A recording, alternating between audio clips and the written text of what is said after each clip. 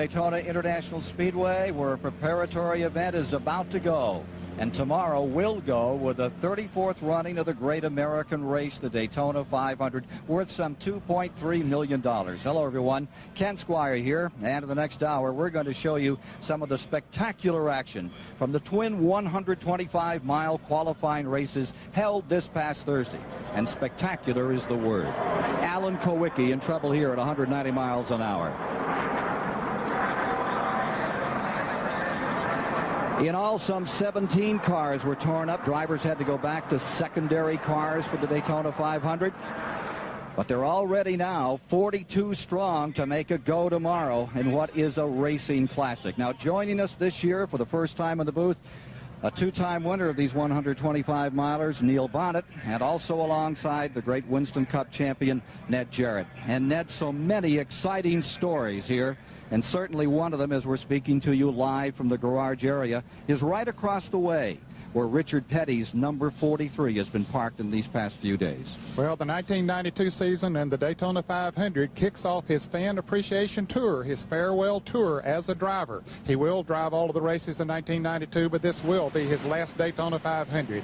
Richard has won 7 Daytona 500s. He's also won 7 NASCAR Winston Cup championships and 200 events in all. He has set so many records over the years and been so great for this sport of auto racing, Ken. It's going to be sad to see him go as a driver, but certainly it has created a lot of action and activity for the Daytona 500. And we're going to be following him all the way tomorrow with our live flag-to-flag coverage commencing at noon here on CBS. Now, the reason we have these earmuffs on, we're not broadcasting from the downhill at Albertville, but we're about to get a pretty high dB level as they pump up the Grand National cars for their 300-mile race. We mentioned that Neil Bonnet, twice a winner in these 125-mile qualifiers. How about these races we're about to watch? Ken, I tell you what, these things are a lot of fun, but they'll bite you. I think in the garage area, the guys look at them as a necessary evil. To find out how good your car is for the Daytona 500, you need to take them to the limit and sometimes beyond in these 125 to see how good you are. I remember living in Alabama, Bear Bryant used to say, when you throw a forward pass, 3 things can happen. Most of the times they're bad. In this type of racing, you can either run lousy, you tear your car up. If you're lucky, you might finish this thing. Some of them finished. Thanks, Neil. For another observation, let's go to the Dean of American Racecasters, Chris Economaki. Of the 58 cars entered for tomorrow's Daytona 500, only 42 will take the starting flag. And only a handful of those 58 do not have commercial sponsorship. Consequently, Thursday, the suites and pit boxes were packed with corporation presidents, marketing managers, and public relation types, all armed with programs ready to launch the minute their car wins the Daytona 500. Detroit is represented with an army of rooters for its particular nameplate. Consequently, the pressures on the drivers to win in these economic hard times are greater today than ever before. The first hurdle, however, is getting into the 500, and that's what these 125s are all about, Ken. Thank you, Chris. Now get a firm hold on your armchair and stand by as we bring you the second of the 125-mile qualifiers from Thursday. The starting grid for the second 125-mile qualifier here at Daytona looks like this. The front row, car number 11 is there, and it's Bill Elliott at the controls this year, twice 500-mile champion. Dorsey Schrader is alongside, the ex-Trans Am champion. Row number 2 is Davey Allison and Brett Bodine. For row 3, it's Ricky Rudd and Chad Little. Row 4 is the 86 winner. That's Jeff Bodine and Michael Waltrip. In row 5, rookie Bob Schatt and Darrell Waltrip, the 89 champion. That's how they qualified, but not how they start. Practice on Wednesday, a miserable situation for many, including Michael Waltrip in the yellow car here, involved with Brett Bodine. Brett's car is able to come back out and assume its position, but that 30 car was destroyed, so it starts in the back. And incidentally, Davey Allison lost a car up in turn 2 as well. He's running a backup car from the rear of the field as we come down to start this 125-mile qualifying event. Bill Elliott in the number 11 car driving for Junior Johnson. First time in Winston Cup competition right down here on the bottom. We saw him in the Busch Clash at race qualifiers from a year ago. Last weekend, here he is now getting out in front, and with him comes Ricky Rudd. Dorsey Schrader, the 89 Trans Am champion, number 90, falls back into third spot as they head down the back straightaway. They get the single line pretty quickly. Davey Allison out of the back of the field, moves around Buddy Baker in the 47. He's got a lot of distance to make up. Remember that he was one of those cars that had to run backup cars, and he is just flying through the field. Wow, he ran up on someone who was almost stopped and made a good move. That was the Ted Musgrave car, number 55, apparently having some sort of a problem. Here he comes back to the inside, the 28 of Allison, along with Michael Waltrip, Wallace, Bobby Hillett. Those backup cars, they had to pull out of the starting order and come from the rear. And come from the rear he does, as does the yellow number 30 there of Michael Waltrip. This is a backup car, Davies. He lost his car in the last practice, and he had to go to his backup car, but this is not a slouch. This is the car that set him a pole a year ago, was leading the 500 last year, so it's plenty good to win these races. Yeah, this is the car that got tangled up in the back straightaway with Earnhardt late in the going. This is a good horse. Here he is moving under late speed in the number 89 as he continues to fly through the field from the rear. Davey Allison on the attack. Meanwhile, with the leaders, here you are.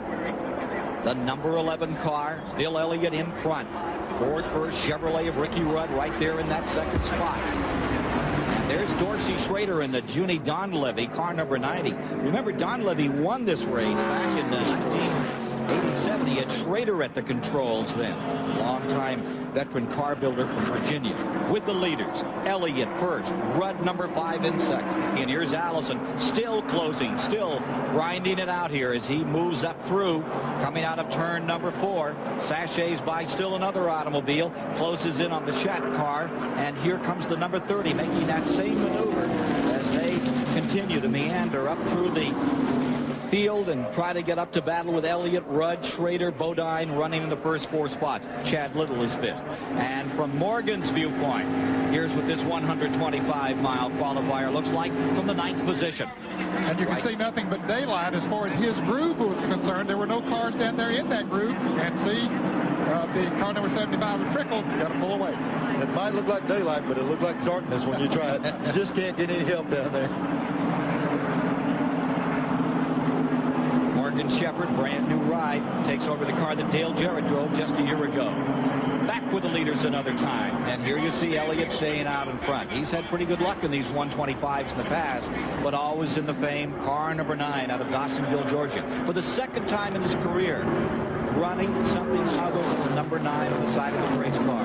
The 11 of Junior Johnson. Here's Rudd right there, deployed in second, just roosting on the rear end of that car number 11, looking for a way to move. Probably willing to take some time, wait this one out a bit before he tries to drive it home. Take a look at this battle further back, 8th, 9th, and 10th. There's Darrell Waltrip down at the bottom, and guess who's caught up? Davey Allison, the black number 28, is there. And Michael Waltrip in the yellow number 30 is there as well. Coming down out of number 4, Darrell Waltrip, very optimistic this morning about the chances with car number 17. But he's caught down there on the inside. And watch Davey Allison and his brother Michael Waltrip just drive by on the outside. Nothing he can do about it. You'd think that Michael would get over and say, help my brother out a little bit here. Or maybe Darrell would say, brother, won't you help me? But he didn't. He drove right on past him. I'll tell you what brother said. Brother said, hop in there behind me and we'll see what we do. I'm going to take this thing. Back with the leaders. And look at them. We'll be back with more of the 125-mile qualifying races for the Daytona 500 in a moment. Today. Qualifiers here at Daytona. Davey Allison has just moved into 9th around Dick Trickle, and he's going for 8th. Here comes 28 Allison, rim riding, high side, going around Schrader. He's a man possessed.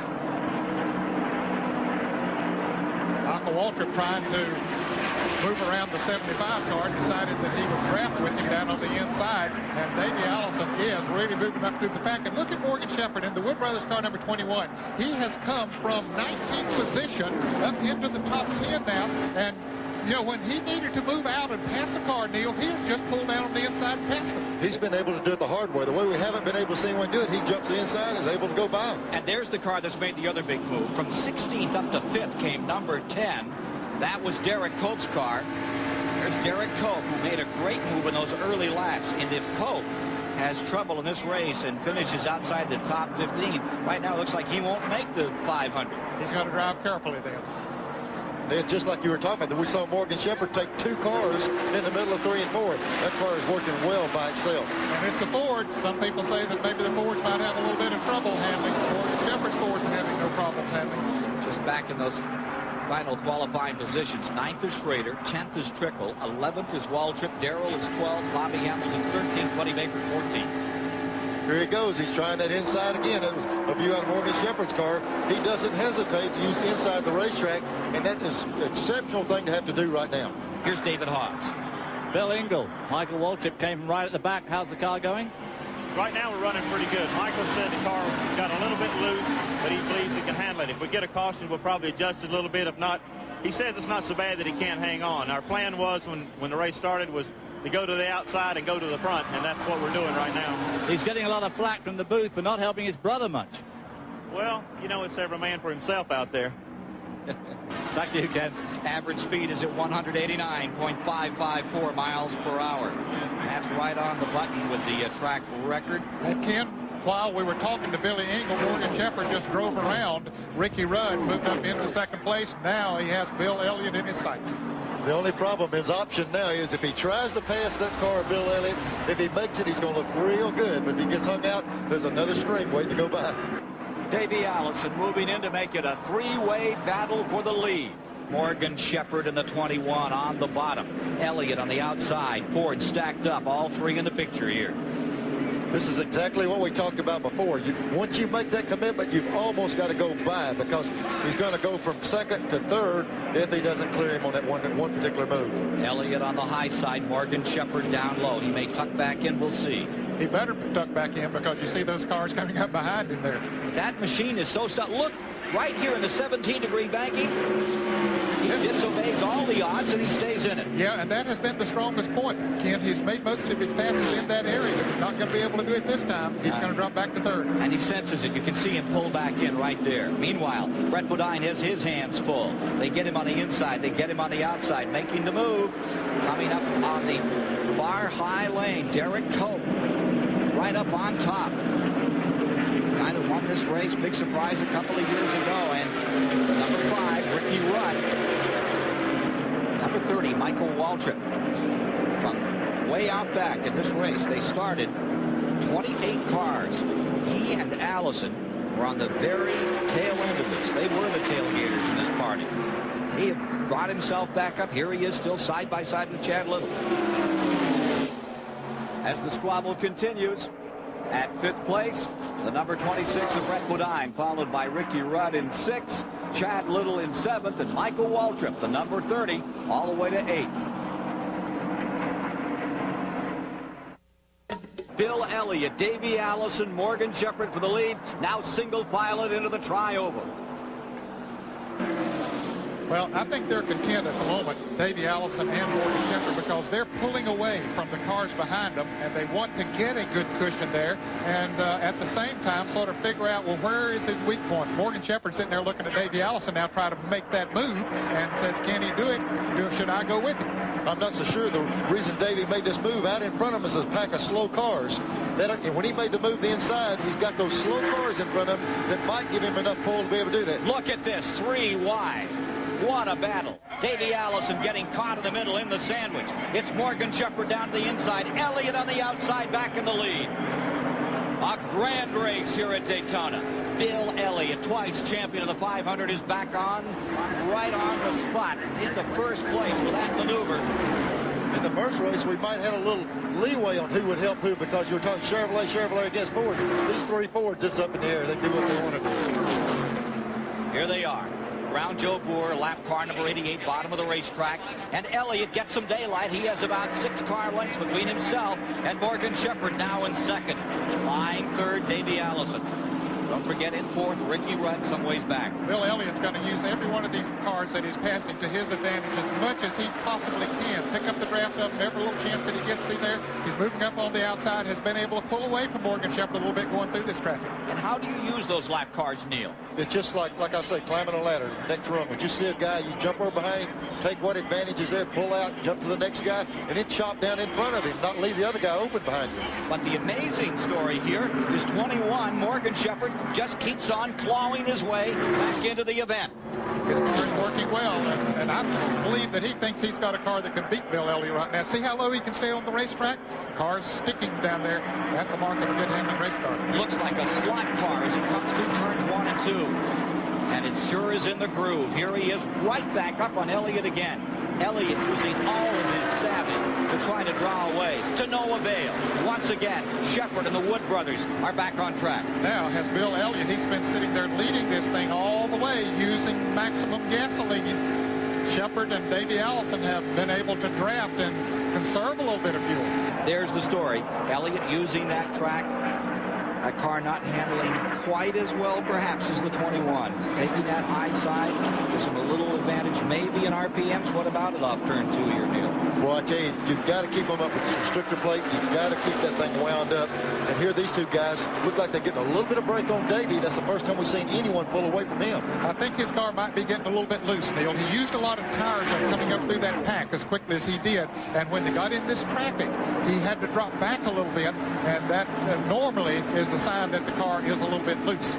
Lake Speed coming back there for just a moment. Now to the outside. Morgan Shepherd's closed right up, and Davey Allison is still there. The number 11, a Junior Johnson car. Johnson cars have won 2 of the last 3 years in the 125-mile qualifier. Caution is on the speedway. There's trouble over on the backstretch. A car spinning coming off of turn 2 down on the inside. This car number 97.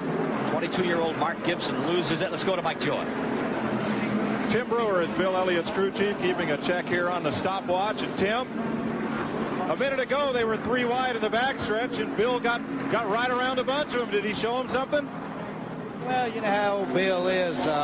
He's pretty cool, and you know, he's just sitting there just doing his job right now. There's nothing exciting going on. We're just trying to get through this 125 mile, and hopefully we'll get into the 500. You know, then if he's got anything, I'm sure he'll show it then. But he hasn't told me he had anything special. Caution flag. You got a chance to stop for gas, will you? I don't think so. David Hobbs? Larry McReynolds. Caution flag. Chance to stop. Do you want to stop or not? No, this should buy us what we need to be able to stay out there. I'm sure there's a lot of people that's confident they can make it. We didn't really get to check this car yesterday to see how much fuel it picks up. The other car would go the distance. He's having words from Davey Allison out there on the track. This car has a brand new fuel cell, so it hasn't had time yet to check it out. But they seem to be pretty confident that it is going to do the 125 miles. So we've heard from the Bill Elliott car. Now we've heard from Davey Allison. One more to check on. That's Morgan Shepherd. Let's go to Mike Joy right now. Leonard Wood, Derek Cope is in. A couple of other cars are in for fuel. Do you have any plans to stop? No, we're not going to stop it. It's pushing to front end a little bit, so it doesn't change his driving style a little bit. So track position for Morgan Shepherd, more important than fuel mileage here.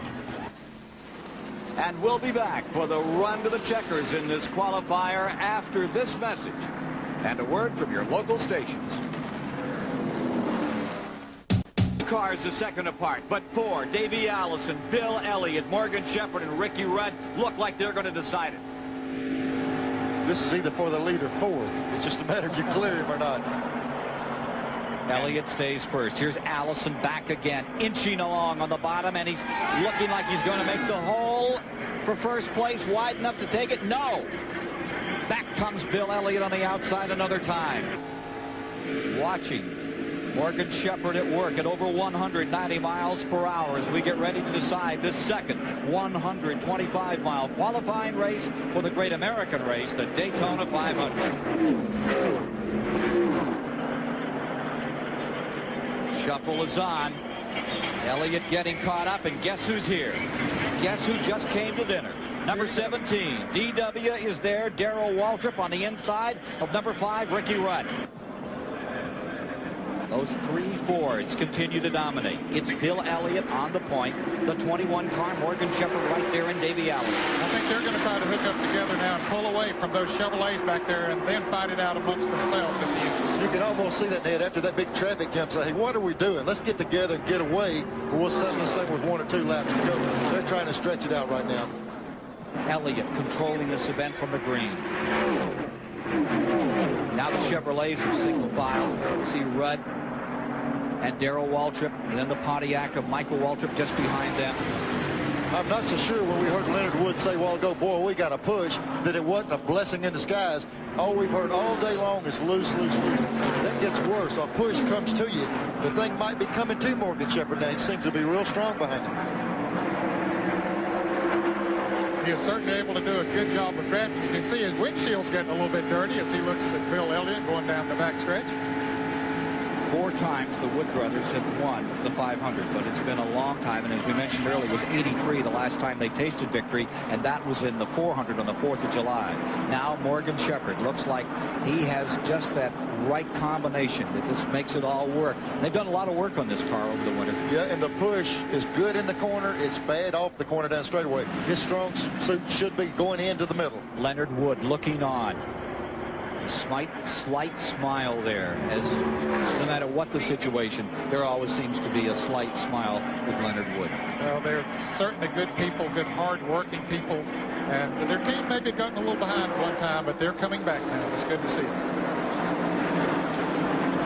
Bill Elliott's taking the sneaky route down the back straightaway there, which is the option. There's such things as offense and defense. That's the defensive side of racing.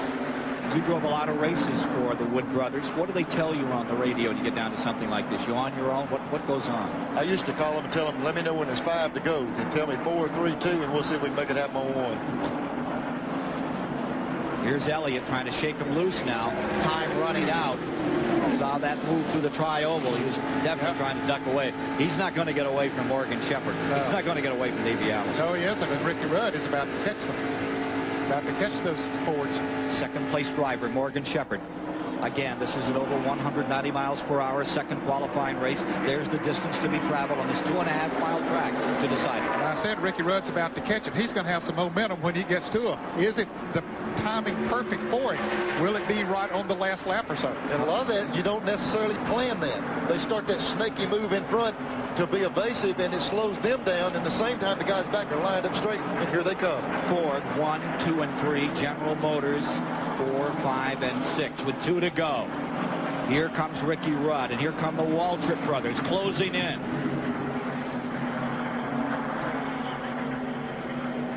You think they can overhaul him? I tell you what, Bill is sure. He looks like he's concerned with it because he's trying everything he can to make him have to work behind him. I don't know how much he's got left. I would think it would be on the floor right now. How about it, Ned? Well, he doesn't know what they got left back there either.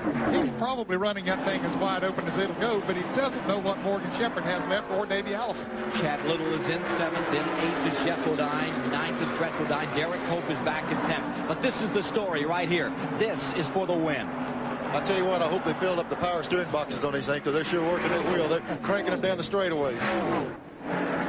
Junior Johnson looking on at the leader. His driver, Bill Elliott. White flag is down, 1 to go. This is for it. Elliott there. Morgan Shepherd in 2nd. Have they got any more to offer? Now's the time we'll find out. Probably on the back straightaway. Probably turn 3. Well, Ricky Rudd caught up to him, but he couldn't do anything with them once he caught up to him. Don't think he'll be a factor here. I think that it's going to be between Bill Elliott and Morgan Shepherd.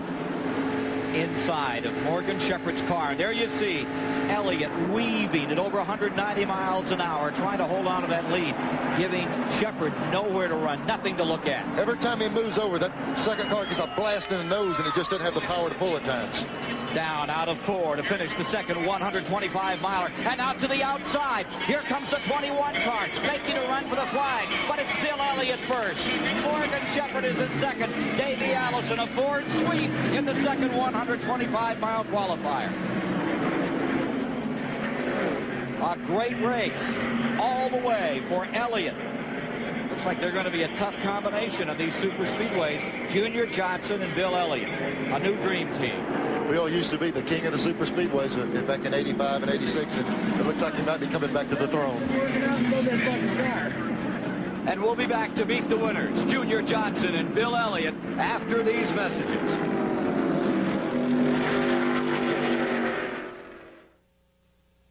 And we're back with you live here at the Daytona International Speedway on this Saturday afternoon. About 100,000 people here already for tomorrow's big race. There are the results from that second 125-mile qualifier that Bill Elliott won. Looking further back in the field, Waltrip made it, Chad Little into it, Derek Cope, winner a couple of years back. And filling out the top 15, Stan Smith from Alabama was there. Bobby Hamilton had a good qualifying run. Hello, everybody. Ken Squire. Nice to have you with us here at Daytona Beach, where we're preparing for the 34th annual Daytona 500, which will be run tomorrow. And we have team cars on the front row. Bill Elliott and Sterling Marlin driving for Junior Johnson. And earlier, Mike Joy talked with those guys that will start from the point. Junior Johnson's drivers have earned the front row for Sunday's race. Sterling Marlin will start on the pole. What are you looking for in the Daytona 500? Well, we're really looking to, try to win everything. The Unical money is way up there, and it's just, a whole deal. We've been down here really 3 months since November, done a lot of testing, and, something like tomorrow, we don't know what to do when we leave here, but hope we're going to win when we leave. You got a new teammate. Has he been a helper or a threat? He's a threat now. You got to watch him. I was holding my breath when we run for the pole, and, both cars down here have been real quick, pretty identical speeds testing, and so it was just, we was real lucky to get the pole. Okay, how about it, Bill Elliott? You've got perhaps the fastest stable car out there, if Thursday's any indication. Well, I don't know if any of them are stable. Mine is a little more stable than others, but it's a situation that you got to survive. And here a lot of things can happen. It can happen at any time. If it's a hot day, racetrack will be slick, handling will be critical, and all that's going to play a part in what comes down Sunday afternoon. They're saying that you and Junior Johnson have really developed a bond, and the way this car is running shows it. Well, when I first did the deal, I really didn't know what to think, but as we're going on now, I feel like no doubt it was the right thing to do. Well, Junior's got both his cars on the front row. Bill Elliott, Sterling Marlin. Good luck Sunday. Thank you. Well, everyone down here in Florida always talks about how competitive this Daytona 500 is going to be. We can't promise you how competitive it's going to be, Ned, but we can certainly say right now that it's the most inspected 500 in history. Yeah, there's a new man at the helm now that's in charge of the inspections, and I'll tell you, he's been tough, made a lot of teams do a lot of work, but Neil, he has gained a lot of respect very early on. I tell you what, he's gained a lot of respect, and he's also gained a lot of spare parts. That NASCAR trailer is full of parts. You can build a lot of race cars, but they're all illegal, and you can't use them. Standing by is David Hobbs with more. Well, over the course of its history, NASCAR racing became famous for some pretty innovative rule interpretations by crew chiefs. Well, the time was thought to clear all that up, and what better way to catch a thief than to set one? And one of those famous innovative crew chiefs went from being a rule breaker to a rule maker. The most talked about man in the NASCAR garage is Gary Nelson, NASCAR's new chief inspector. And if you're a team owner or crew chief, his is the face you least want to see under your hood. Nelson's cracked down on technical rules the way no one has ever seen. If a car body doesn't fit the factory template perfectly, it's back to the body shop. Looking for just a tiny aerodynamic advantage with your spoiler? No way. And if you're one of those teams with a reputation for great gas mileage, well, you won't get it with a bigger tank. In fact, suppliers have been doing a land office business in regulation fuel cells, and the man responsible is Gary Nelson. Remember that name. All the drivers do. He knew all the tricks when he was the head man at Sabco and some other places, so Gary knows what's going on, and he's going to be good for our sport. He's going to make things a lot more equal, and it's going to come down to people getting their chassis right and driving ability. What we had up until this year, this race, this time, we had what were called stock appearing cars. Now we have stock cars. So, well, if there is a match for Gary Nelson, it is the gentleman now sitting to our left, Ned, and none other than the 1960 winner of the 500, an old friend and competitor of yours, Junior Johnson along. And, of course, Junior Johnson is the owner of the two cars that are sitting on the front row for tomorrow's Daytona 500. Junior, apparently you and your team adjusted to Gary Nelson pretty quickly. Well, Ned, we spent a lot of time in Florida testing, and every time we come down here, we could basically go through his, new templates and all the stuff that he had to check the cars with, and if it was a little bit off when we go back home, we'd fix it and come back and go through it again. So when we came here, we had been through all of his template stuff and prepared for it, and we tested on them ground rules, and that's why I think our cars run real good when we came back here. Now, these cars had almost identical speeds. Is there a lot of rivalry between these two teams in the garage area, or the cars pretty basically the same? Well, they're pretty basically the same as far as I'm concerned. What I do, I try to make sure that each car is basically prepared the best that it can be and I give them all equal parts, and then it's up to the drivers and Mike and Tim from that point on, but basically my part of it's equal. Well, Ken, we never know who he's pulling for on race day out there, probably the one out front. Well, there'll be 100,000 people staying till 4 o'clock Eastern here at Daytona today to see Happy Hour when Junior Johnson's cars come out for their triennial training period for tomorrow's Daytona 500. Just a reminder, immediately following this program, CBS Winter Olympic coverage continues. The undefeated USA hockey team meets Poland in the medal round. Herschel Walker pushing the American two-man bobsled. Jim Nance and Andrea Joyce will be the traffic cops leading us from venue to venue.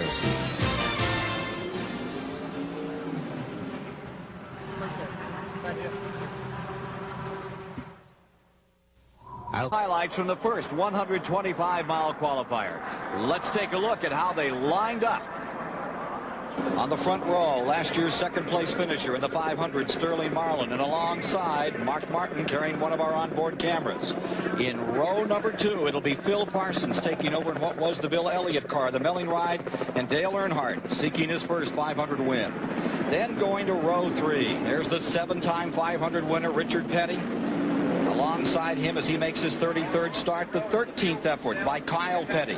Going back to row 4, there's Terry Labonte, and alongside is Dale Jarrett with the Joe Gibbs car carrying another onboard camera. Going to row 5, it's Ernie Irvan, the 1991 winner, and a rookie, Wally Dallenbach Jr. 57-year-old A.J. Foyt, 1972 winner of this event, in a backup car that he hasn't run a lap in after on Wednesday he lost his regular mount for this 500. It was lap 4 when the fenders began to fly. Watch Alan Kowicki, number 7. Here's Mark Martin, number 6, moving up. Ernie Irvan coming to the bottom. Kyle Petty deployed directly behind them. Kowicki gets turned around. Petty gets through, but bang! Terry Labonte takes it on the chin, as does Huck Strickland, Richard Petty, Dave Mader, Ben Hess, Rick Wilson, and finally, A.J. Foyt. Second angle here. Here you see the 4 car down on the bottom. Up goes Mark Martin into the side of Kowicki, and away we go into an 8-car calamity. Yeah, that move on the bottom actually broke the front end loose on the 6 car, and he drifted up and got into the other car. Looks like he just drove into him, but there was no control. The car was actually in the air off the ground. And actually, Ernie Irvan didn't do anything wrong. He was 4 or 5 feet below Mark Martin, but the air pushing off of him was just enough to get Mark Martin loose. That incident means that some of the very best go to their times, go to provisional starts to make the field. A.J. Foyt will now start 39th. Alan Kowicki will find himself 41st on the field when they commence the Great American Race. And Richard Petty is still sweeping up, but not quite like the old days when he won 7 500s. He'll be relegated to the 32nd position. Lap 19, most controversial incident of the day. Leader 22 Marlin and number 3 Earnhardt. As it come off the 4th turn right there, looks like Dale got right up on the back of the 22 car, and there's question from their radio talk. Did he get a little loose and lift, or did Dale get into him? It's hard to tell from that angle. Let's join Chris Economaki.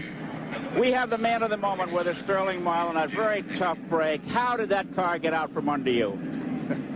It had as quick as I ever had wouldn't get out from under me. I don't know if a 3 got against me or what. The car just ticked loose, and it never, there it is right there. Can you tell us now how it went? Well, it looked like it got a little push. It's pretty typical. So, be all right. We'll be all right Sunday. Didn't hurt the car.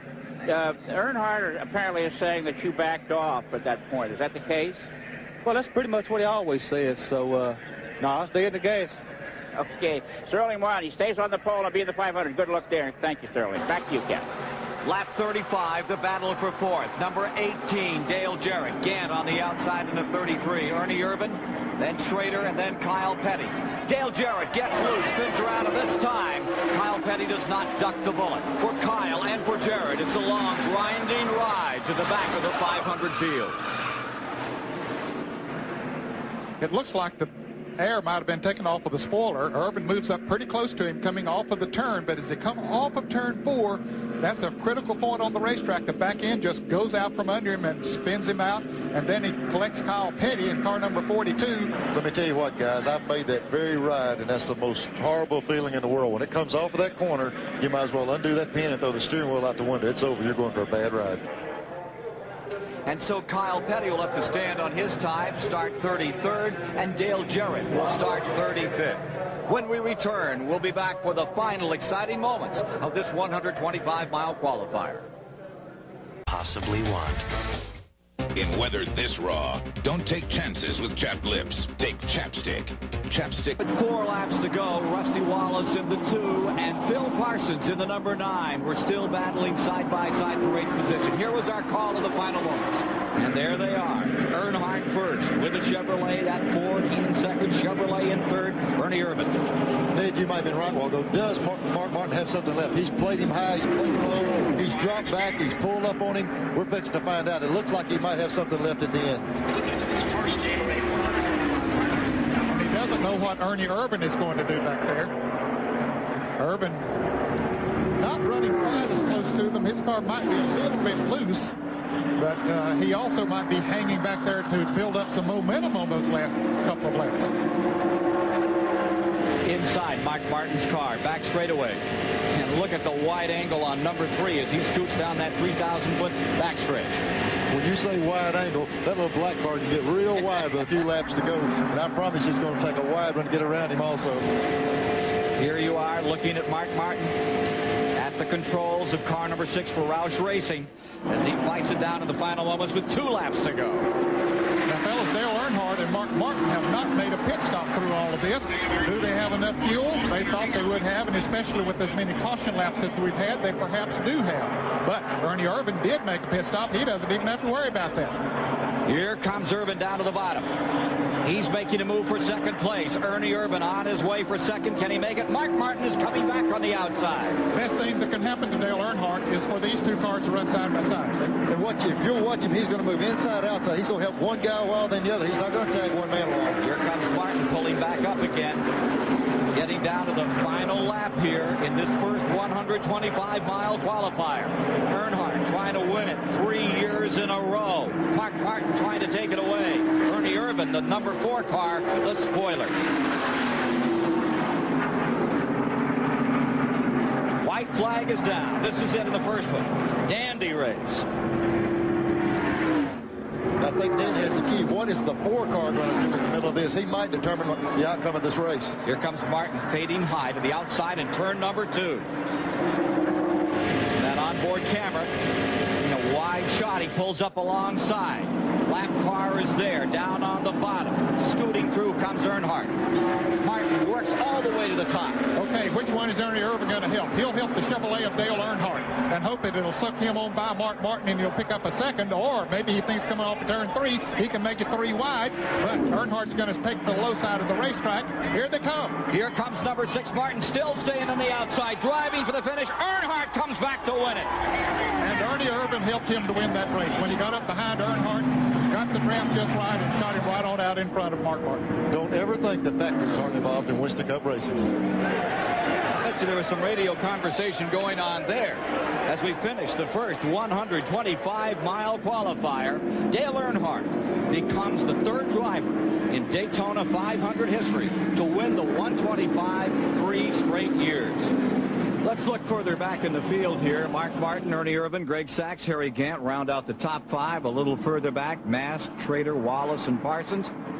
And Wisconsin's Dave Marcus has made the field once again. Let's go down and join Mike Joy with that man of controversy, Dale Earnhardt, in victory lane. Well, it looked for a while like the only safe place on that racetrack was to be out in front. Well, that's true. You know, we got him behind Mark and Sterling there, and Mark got a little loose getting in. I got under him, and I got around there to coming off for him, and Sterling got loose, got out of gas. I got into him. I was in the brakes, and he spun anyway. Hated it happened, but, you know, I know it looks like we got into him intentionally, but, you know, they both got loose. My car sucked right up on him, and it's one of them deals. I hate it happened. I hope he didn't hurt his car and get in the race okay Sunday. But, you know, we went on and raced, and our car worked real good, real consistent. We're really happy with it. Well, and again here at Daytona, the Fords are fast all week, and here's a Chevy in victory lane. Well, You know, you got to have the handling car, and you got to have the whole package. It's got to be a team effort, and everybody works together on it. That's the way it goes. Dale Earnhardt, Richard Childress, congratulations. And when we return, we'll have more of the story of the prelude to the Great American Race. Daytona International Speedway getting ready for tomorrow's 34th annual Daytona 500. Since Thursday, Ned Jarrett, let's just review some of the things that have been going on here. Well, certainly there's been a lot of work going on in the garage area. All of those cars that were damaged in the 125-mile qualifying races, they had to go to backup cars, but they'll be on the line tomorrow in the Daytona 500, brand new cars, just having to start near the back. And, of course, big story on A.J. Foyt and Alan Kowicki, both driving herd out here, but they're ready to go. A.J., the 72 winner, looks really strong. What about a final thought from you, Chris Economaki, as to what this is going to be? Well, I don't think in all of sport have more people been rooting for one man to win, Richard Petty. And for the one man that wins on this 2.5-mile strip of racing roadway tomorrow, it'll be the Stairway to the Stars. And for the other 41, just the Boulevard of Broken Dreams. And for the man who is the story tomorrow in this race, like no other story here, let's join Mike Joy.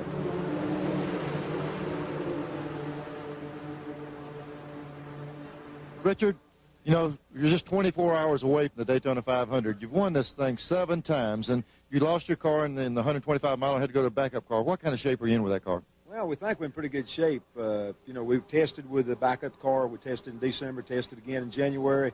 And, you know, we feel like we're in pretty good shape. We put the engine, 500 engine in it, run a little bit yesterday, and the speeds are about the same. So from that standpoint, the big deal that we've got to worry about is, you know, getting the car to handle as good as what the other car did. But we think we're in pretty good shape.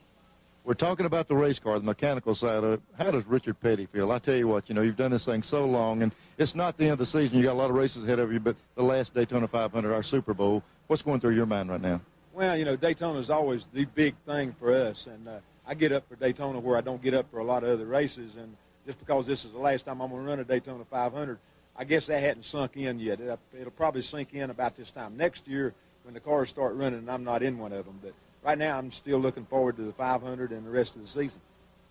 Well, I'll tell you one thing. This guy's won a bunch of these races down here. You're going to give the conveyor to start engines tomorrow. What's the little game plan you got on that you were telling us earlier? Well, I told him the best thing to do, you know, I'm going to be the Grand Marshal. They say, gentlemen, start your engines. I think I'll run a couple of laps and then say, gentlemen, start your engine. Give me a little bit of a head start, but I think if I moved, I think everybody else would move. Thank you, Richard. I tell you what, this guy started a lot of them, and they're going to run a lot of Daytona 500s in the future, but I don't know if they'll ever be the same without this man driving that race car. Back to you, Ken. Indeed it won't, and thank you, Neil Bonnet, down there with the King, Richard Petty, as he prepares to go for that 8th one. The 8th Daytona 500, if he can pull it off tomorrow. And 130,000 people will be rooting hard that happens right here on the 2.5-mile high banks of the Daytona International Speedway. Hope you're planning to come along and join us. We'll be with you tomorrow at 12 Eastern. All of our full CBS flag-to-flag coverage. For Ned Jarrett, Neil Bonnet, Chris Economaki, Mike Joy, and David Hobbs, I'm Ken Squire. The Gatorade Twin 125s has been sponsored by Gatorade. It's all you're thirsting for. Goodyear, #1 in tires. And by Ford and your Ford dealer. Have you driven a Ford lately? Coming up next, and also later in prime time, CBS presents continuing coverage of Day 8 of the 16th Olympic Winter Games. And tomorrow, flag-to-flag coverage of the Daytona 500, sponsored by STP.